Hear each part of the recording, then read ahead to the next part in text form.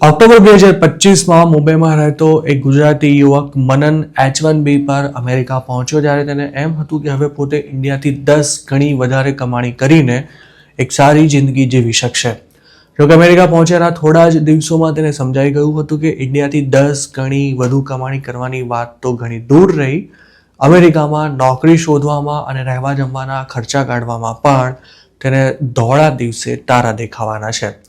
મનને અમેરિકા જવા માટે 8 લાખ રૂપિયા જેટલો ખર્ચો કર્યો હતો, પરંતુ ત્યાં પહોંચ્યા બાદ અનેક પ્રયાસો પછી પણ કોઈ નોકરી જ ન મળતા આખરે હારી થાકીને તેણે ઇન્ડિયા પાછા આવી જવાનો નિર્ણય લીધો હતો.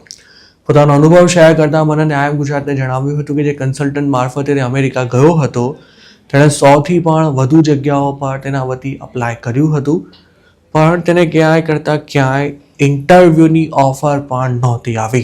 મનનનું માનીએ તો પોતે H1B પર હોવાથી અમેરિકન કંપનીઓ તેને જોબ ઓફર આપવાની વાત તો દૂર રહી, પણ તેનો ઇન્ટરવ્યૂ લેવા માટે પણ તૈયાર નહોતી થતી, કારણ કે તે સિટીઝન કે પછી ગ્રીન કાર્ડ હોલ્ડર નહોતો. મનન જે કન્સલ્ટન્ટ મારફતે અમેરિકા ગયો હતો, તેણે તેને H1B વિઝા અપાવવાના 6 લાખ રૂપિયા લીધા હતા. આ વિઝા પર અમેરિકા જતા લોકોએ પોતાની પાસે જોબ ઓફર છે તેવું બતાવવાનું હોય છે, પણ મનનના કેસમાં તે એક ઇનહાઉસ પ્રોજેક્ટમાં કામ કરવા માટે જઈ રહ્યો છે તેવા પેપર્સ ઊભા કરવામાં આવ્યા હતા.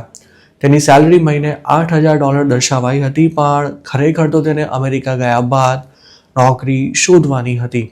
જોકે પોતાના ફિલ્ડમાં ક્યાંય જોબનો મેળ ન પડતા મનને આખરે કંટાળીને એક સ્ટોરમાં કેશમાં જોબ કરી હતી, પરંતુ આ જોબ કરવી ઇલીગલ હોવાથી તેણે થોડા જ દિવસોમાં આ નોકરી છોડી પણ દીધી હતી.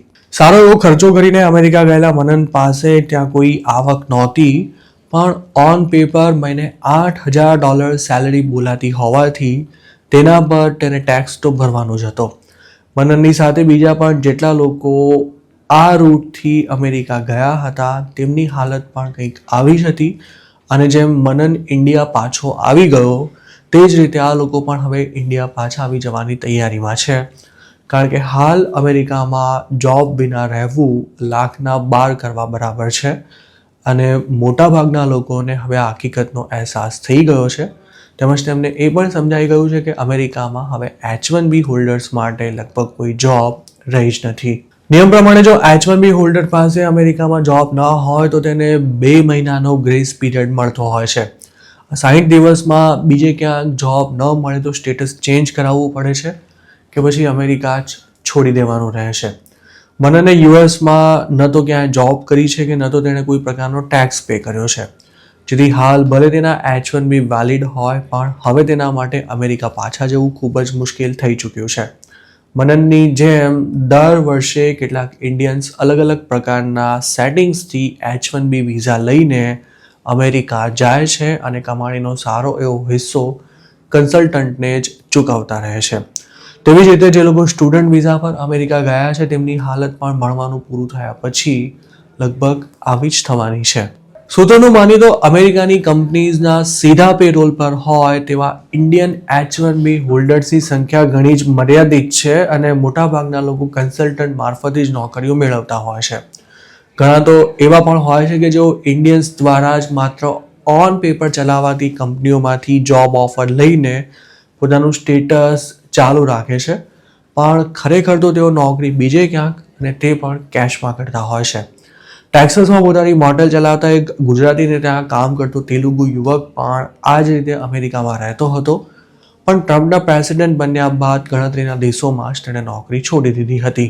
અમેરિકાની સરકાર H1B પર એક પછી એક કડક નિયંત્રણો લાવી રહી છે. પહેલીવાર આ વિઝા મેળવતા લોકોના એમ્પ્લોયર્સ પાસેથી હવે $1 લાખ ફી વસૂલવાની સાથે 2026થી લોટરી સિસ્ટમ પણ બંધ થઈ જવાની છે.